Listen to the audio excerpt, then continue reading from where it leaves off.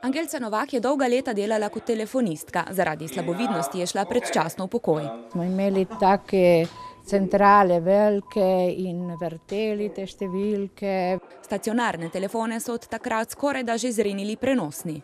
Rabim samo za se javiti in če me kdo kliče, zadnji klic znam stisniti. Novi tehnologiji so eni naklonjeni manj, drugi bolj. Jaz drugače tudi uporabljam običajen osebni računalnik in prenosni računalnik z programom JAWS in pa z Braillejevo vrstico. Pri nakupu so mu pomagali donatorji. Posamezni pripomočki za slepe, kot so opozorjevalci ovir, govoreče ure, toplomeri in diktafoni, govorni programi na računalnikih in telefonih so namreč zelo dragi. Rešitev sedaj ponuja pametni telefon na dotik.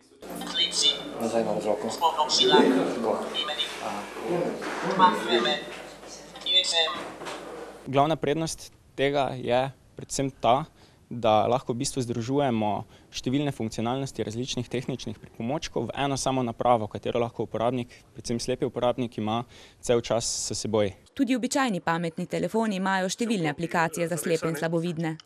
So to pripomočki, ki nam pomagajo pri vsakodnevnem življenju, tako pri zaznavi svetlobe, če si slučajno pozabil ugasniti luč doma, prepoznava papirnatega denarja, do prepoznave barve, do prepoznave objektov na sliki. Največji izziv je prehod iz tipkovnice na zaslon na dotik, a tako kot velja za videče osebe, morajo tudi slepi najprej premagati strah pred tehničnimi novostmi, če želijo koristiti njihove prednosti.